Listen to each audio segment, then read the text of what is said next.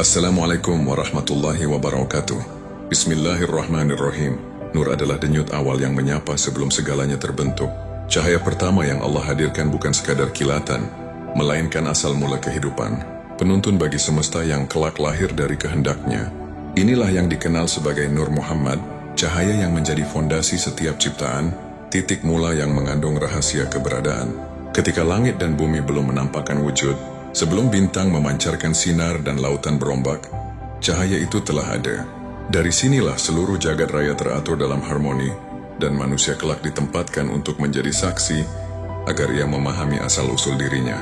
Tubuh hanyalah wadah, tetapi jiwa adalah cahaya itu sendiri. Keduanya berpadu, membentuk insan yang memiliki potensi menggenggam rahasia. Lafaz Muhammad bukan sekadar nama, melainkan simbol yang mengisyaratkan tubuh manusia. Mim pertama adalah kepala tempat akal berpikir dan mata menatap. H adalah kedua tangan yang bekerja memberi dan meraih. Mim kedua melambangkan perut, pusat keinginan dan nafsu yang harus dijaga keseimbangannya. Dal adalah kedua kaki, pijakan untuk melangkah di bumi. Seluruh huruf itu membentuk satu tubuh. Dan tubuh itulah diri kita masing-masing. Maka ketika kita menyebut Muhammad, jangan hanya membayangkan sosok sejarah, tetapi sadarilah bahwa lafaz itu mewakili keberadaan diri kita sendiri. Kepala yang harus dijaga, tangan yang perlu dimurnikan, perut yang wajib ditundukkan, serta kaki yang mesti diarahkan. Dengan begitu, nama itu tidak lagi sekadar panggilan, melainkan peta bagi perjalanan hidup. Lalu mengapa kita diperintahkan bersalawat ketika nama Rasulullah SAW disebut? Rasulullah sendiri bersabda, "Barang siapa bersalawat kepadaku 1 kali, maka Allah akan bersalawat kepadanya 10 kali." Hadis riwayat Muslim nomor 408. Hadis ini bukan untuk menambah derajat beliau, karena kedudukannya sudah dimuliakan. Salawat adalah cermin yang memantulkan kembali cahaya kepada diri kita. Saat bibir mengucapnya, hati disinari, jiwa dipenuhi ketenangan. Sebenarnya salawat adalah jalan membersihkan tubuh, menyalakan nur, dan menghidupkan simbol Muhammad yang ada dalam diri. Dengan salawat, kita sedang menyucikan diri sendiri. Jika Nur adalah jiwa dan Muhammad adalah tubuh, maka bersalawat berarti menyatukan keduanya dalam harmoni, seperti seorang musisi yang menyetem alatnya agar nada selaras. Demikian pula salawat menyelaraskan tubuh dengan cahaya yang hidup di dalamnya. Alam raya pun memberi isyarat yang sama. Para ilmuwan menyebut Big Bang sebagai awal ledakan yang melahirkan galaksi, bintang, dan planet. Tetapi dari sisi ruhani, kita memahami bahwa ledakan itu hanyalah tanda dari cahaya pertama yang Allah ciptakan. Dari nur itu mengembanglah semesta, lalu terbentuklah waktu, ruang, dan kehidupan. Maka ketika kita merenung, sejatinya kita sedang kembali menapak ke jejak cahaya asal. Bayangkan diri seperti cermin. Bila debu menempel, pantulan menjadi buram. Syalawat dan kesadaran akan nur adalah tangan yang membersihkan permukaan itu. Semakin bersih, semakin terang cahaya yang terpantul. Tubuh tidak lagi sekadar jasad, tetapi menjadi refleksi dari nur yang Allah titipkan. Allah menciptakan manusia bukan tanpa tujuan. Kita dijadikan khalifah, pengemban amanah, bukan hanya untuk mengisi ruang kosong di bumi. Tubuh ini dicipta agar nur bisa bekerja, agar cahaya tidak hanya berdiam dalam kegelapan, tetapi menyinari sekitarnya. Setiap langkah yang diambil, setiap kata yang diucap, dan setiap niat yang ditanam adalah bagian dari misi besar penciptaan itu. Maka renungkanlah. Kita bukan sekadar hidup, lalu mati, lalu dilupakan. Kita adalah manifestasi nur yang diberi tubuh bernama Muhammad. Ketika kita sadar, kita menemukan betapa agungnya rahasia ini. Cahaya awal itu bukan hanya kilau abstrak, ia adalah kehidupan yang masih murni, bening, tanpa noda. Dari cahaya itulah roh-roh diturunkan. Kita semua pada hakikatnya berasal dari satu sumber, sebagaimana tetes air hujan yang jatuh dari langit, meski kemudian menyebar menjadi sungai, danau, atau laut. Hakikatnya tetap sama, air. Demikian pula manusia. Meski berbeda rupa, bangsa, bahasa, atau keyakinan, asalnya tetap satu. Cahaya yang Allah ciptakan lebih dahulu dari segala sesuatu. Namun manusia sering terperangkap dalam kabut lupa. Ia melihat tubuh, lalu mengira tubuh itulah dirinya. Padahal jasad hanyalah pakaian. Sementara yang menghidupinya adalah nur. Tanpa cahaya itu, tubuh hanyalah tanah yang diam. Kesadaran ini penting sebab banyak yang hidup tetapi tidak benar-benar hidup. Mereka bergerak, bekerja, berbicara, tetapi jiwanya seakan mati, tidak tersambung kepada sumber. Allah mengingatkan dalam firman-Nya, "Dan aku tidak menciptakan jin dan manusia melainkan supaya mereka beribadah kepadaku." Quran Surat Az-Zariyat ayat 56. Ayat ini sering kita dengar, tetapi jarang dipahami dalam kedalaman. Ibadah di sini bukan hanya salat, puasa, atau ritual yang kasat mata. Ibadah adalah kesadaran menyatu dengan nur yang Allah ciptakan sejak awal. Bila manusia mengerti asalnya, ia akan memahami mengapa ia harus kembali. Tubuh, dengan segala bagian simboliknya dalam lafaz Muhammad, menjadi arena di mana nur diuji. Kepala diuji dengan pikiran. Apakah ia akan dipenuhi prasangka atau dipenuhi zikir? Tangan diuji dengan perbuatan. Apakah ia akan menebar manfaat atau menimbulkan kerusakan? Perut diuji dengan nafsu. Apakah ia akan menjadi alat syukur atau sumber keserakahan? Kaki diuji dengan arah langkah. Apakah ia menuju kebaikan atau malah terseret ke jurang kesesatan? Bila tubuh ini dikendalikan nur, maka semuanya terarah. Tetapi bila cahaya dipadamkan oleh hawa nafsu, tubuh menjadi liar. Karena itu, Rasulullah SAW hadir bukan hanya membawa syariat, tetapi juga mengingatkan manusia tentang asal cahaya dirinya. Beliau adalah cermin dari nur itu sendiri, teladan bagi kita yang sering lupa. Disinilah salawat menemukan makna terdalamnya. Salawat bukan sekadar doa untuk Rasulullah SAW, melainkan doa yang kembali kepada kita sendiri. Ketika lidah menyebut Allahumma shalli ala Muhammad, hati dipenuhi ketenangan, pikiran dibersihkan, jiwa didekatkan kepada sumber cahaya. Shalawat adalah jalan untuk menghidupkan kembali nur yang hampir redup karena debu dunia. Bukankah aneh bila kita hanya menyebut nama Rasulullah tanpa salawat? Hadis beliau menegaskan, orang yang pelit adalah orang yang ketika namaku disebut di sisinya, ia tidak bersalawat kepadaku. Hadis riwayat Tirmidzi nomor 3546. Kepelitan di sini bukan soal harta, melainkan keengganan membuka diri pada rahmat. Salawat adalah kunci turunnya rahmat Allah. Maka, setiap kali nama Muhammad terdengar, salawat mengalir, rahmat pun turun. Sejatinya kita sedang mendoakan diri agar cahaya dalam jiwa tetap menyala. Semesta yang luas ini pun bergerak dengan pola yang sama. Para ilmuwan menggambarkan awal terciptanya alam dengan Big Bang, sebuah ledakan maha dahsyat yang memekarkan ruang, membentuk galaksi, bintang, dan planet. Namun bagi hati yang halus, ledakan itu hanyalah tanda fisik dari cahaya pertama. Nur Muhammad adalah inti sebelum semua dentuman. Dari cahaya itu, hukum-hukum kosmos bekerja, mengatur orbit, memberi keseimbangan, menumbuhkan kehidupan. Tanpa cahaya itu, alam hanyalah kehampaan. Manusia sebagai bagian dari alam pun tunduk pada hukum yang sama. Saat ia terhubung dengan cahaya asal, hidupnya tertata, penuh keseimbangan. Tetapi ketika ia memutuskan diri, kekacauan muncul. Hati gersang, pikiran kalut, perbuatan kacau. Karena itu, mengenal Nur Muhammad bukan teori kosong, melainkan kebutuhan eksistensial. Bayangkan sebuah rumah dengan lampu terang. Jika listrik terputus, rumah itu gelap, penuh ketakutan. Demikianlah manusia tanpa nur. Tubuhnya ada, tetapi tanpa cahaya ia tersesat. Shalawat, zikir, amal saleh, semuanya adalah kabel yang menyambungkan kita kembali pada sumber listrik itu. Semakin sering kita terhubung, semakin terang hidup kita. Allah menciptakan manusia dengan tujuan yang lebih tinggi daripada sekadar makan, minum, atau bertahan hidup. Kita dijadikan khalifah, pengatur bumi, penjaga keseimbangan. Nur dalam diri kita adalah bekal untuk menjalankan tugas itu. Namun, bila kita mengabaikannya, manusia justru merusak bumi, menguras alam, menindas sesama. Saat cahaya dipadamkan, tubuh menjadi alat keserakahan. Karena itu, memahami tubuh sebagai lafaz Muhammad bukan sekadar simbol, melainkan metode mengingat. Kepala, tangan, perut, kaki, semuanya bagian dari ibadah. Bila kepala dipenuhi cahaya, maka pikirannya melahirkan kebenaran. Bila tangan disinari nur, perbuatannya menolong. Bila perut dijaga, ia menjadi sumber syukur. Bila kaki diarahkan, ia melangkah menuju ridha Allah. Inilah kesatuan yang disebut insan kamil, manusia sempurna.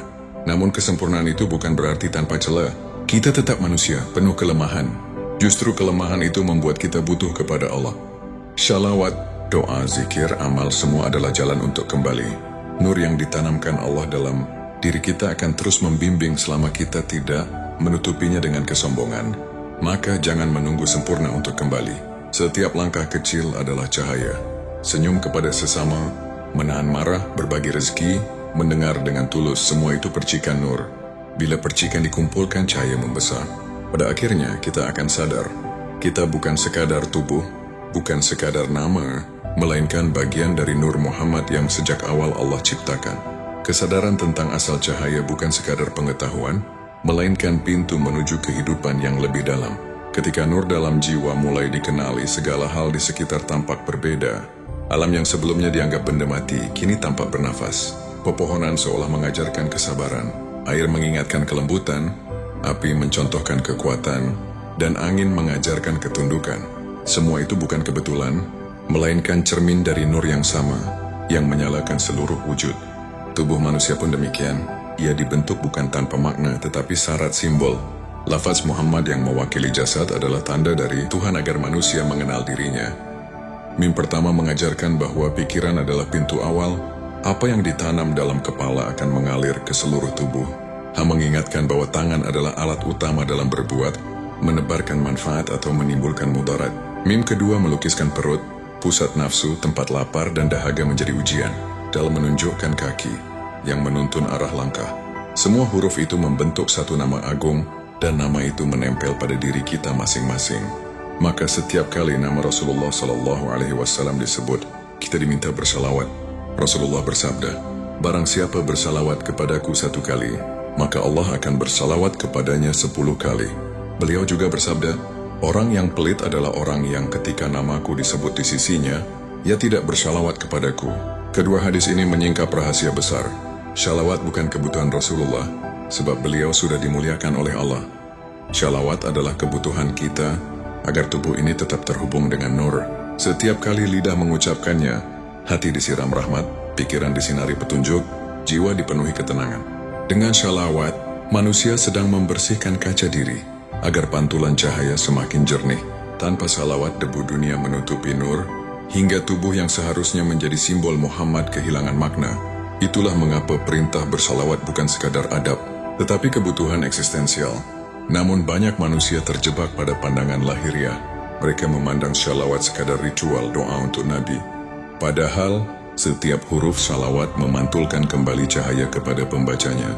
Ketika seseorang membaca, Allahumma shalli ala Muhammad, sejatinya ia sedang berkata, ya Allah, sambungkanlah aku dengan nur yang kau ciptakan pertama kali. Itulah alasan shalawat menjadi amalan yang tidak pernah sia-sia. Semesta pun memberikan contoh serupa. Bintang-bintang di langit tidak memancarkan cahaya untuk dirinya sendiri. Ia bersinar agar kegelapan tersingkap. Demikian pula manusia, nur dalam diri tidak hanya untuk dirinya, tetapi juga untuk menyinari sekitar. Seseorang yang menghidupkan nur menjadi seperti lentera di tengah malam, memberi arah bagi yang tersesat. Tujuan Allah menciptakan manusia bukanlah teka-teki tanpa jawaban. Al-Quran menjelaskan, manusia diturunkan sebagai khalifah, pemegang amanah, pengatur bumi. Nur yang ditanamkan dalam jiwa adalah bekal untuk menjalankan misi itu. Bila manusia hidup dengan kesadaran cahaya, ia menjaga bumi dengan kasih, mengelola alam dengan bijak, menebar kebaikan kepada sesama. Tetapi bila nur dipadamkan, ia menjadi sumber kerusakan, serakah, dan lalai. Bayangkan bumi seperti taman. Bila dijaga dengan cinta, taman itu tumbuh subur, indah, menyejukkan. Tetapi bila dibiarkan atau dirusak, taman itu gersang, penuh duri. Demikianlah dunia tanpa manusia yang terhubung dengan nur. Taman yang seharusnya indah berubah menjadi padang yang penuh luka. Oleh sebab itu, mengenal Nur Muhammad bukan sekadar wacana, melainkan panggilan untuk hidup sesuai fitrah. Fitrah adalah keadaan murni ketika manusia sadar dirinya cahaya yang diberi tubuh. Fitrah itu suci, tidak tercemar. Namun perjalanan hidup menutupinya dengan debu dosa, kabut kesombongan dan kegelapan nafsu. Salawat, ibadah, dan amal saleh adalah cara membersihkan debu itu, agar nur kembali bersinar. Penyatuan nur dan tubuh melahirkan insan yang sempurna. Ia tidak lagi dikuasai oleh hawa nafsu, tetapi menundukkan nafsu agar menjadi kendaraan menuju Allah. Ia tidak lagi memandang tubuh sekadar jasad, tetapi menyadari tubuh adalah simbol Muhammad yang harus dijaga. Ia tidak lagi melihat dunia sebagai akhir segalanya, tetapi menyadari dunia hanyalah panggung ujian. Ketika kesadaran ini hadir, hidup terasa ringan. Ujian tidak lagi dianggap beban, tetapi jalan menuju kesempurnaan. Kesedihan tidak lagi dilihat sebagai kutukan, tetapi peluang membersihkan diri. Bahkan kegagalan pun menjadi guru yang membimbing menuju pemahaman lebih dalam. Semua pengalaman, baik maupun buruk, adalah cara Allah menyalakan kembali nur yang sempat redup. Seperti emas yang dibakar api, semakin diuji semakin murni. Demikianlah jiwa. Cobaan adalah api, tubuh adalah wadah, dan nur adalah emasnya. Bila kita bersabar, emas itu keluar dengan kilau yang tak ternilai. Akhirnya semua perjalanan ini mengajarkan satu hal. Kita bukan sekadar makhluk yang lahir lalu mati. Kita adalah bagian dari cahaya yang sejak awal Allah ciptakan. Kita diberi tubuh bernama Muhammad sebagai simbol, lalu dititipkan tugas menjaga bumi. Shalawat menjadi kunci untuk terus menghidupkan cahaya itu, agar kita tidak tersesat dalam kegelapan dunia. Maka jangan lagi melihat diri sebagai sosok kecil tanpa arti. Dalam diri setiap manusia ada Nur Muhammad, cahaya yang lebih tua dari bintang, lebih abadi dari ruang, lebih agung dari waktu. Bila kita menyadarinya, kita akan menemukan bahwa seluruh semesta hanyalah panggung tempat cahaya itu menari, hingga akhirnya kembali kepada sumbernya, Allah yang Maha Esa. Pada akhirnya, hidup ini bukan sekadar tentang apa yang kita miliki, tetapi tentang apa yang kita sadari. Kita adalah cahaya yang diberi tubuh, nur yang dititipkan dalam simbol Muhammad. Bila cahaya itu dijaga, tubuh menjadi alat kebaikan. Bila tubuh diarahkan, cahaya semakin terang. Dan bila keduanya menyatu, lahirlah insan yang paripurna, yang mampu memantulkan kasih Allah kepada seluruh semesta. Setiap langkah, setiap kata, setiap niat, semuanya adalah kesempatan untuk menghidupkan nur. Jadikanlah kepala tempat zikir, tangan alat menebar kebaikan, perut sumber kesyukuran, dan kaki pijakan menuju kebenaran. Dengan begitu, kita tidak hanya menjaga diri, tetapi juga menjaga bumi, menjaga kehidupan, dan menjaga amanah sebagai khalifah. Semoga kita mampu menjadi lentera yang menuntun, bukan api yang membakar. Semoga kita selalu mengingat bahwa salawat bukan hanya doa untuk Nabi, melainkan cahaya bagi jiwa kita sendiri. Dan semoga Nur Muhammad dalam diri tidak pernah padam, hingga kelak kembali kepada sumber cahaya sejati. Jangan lupa untuk selalu memberi dukungan pada ruang kecil ini, channel Rasa Semesta Raya, dengan like, subscribe, share kepada orang-orang tercinta, dan aktifkan lonceng notifikasinya, karena akan ada banyak lagi perjalanan yang akan kita bahas. Salam kasih untuk seluruh makhluk di alam raya, salam damai bagi jiwa-jiwa yang sedang mencari, dan salam sejahtera untuk bumi tempat kita belajar. Wassalamualaikum warahmatullahi wabarakatuh.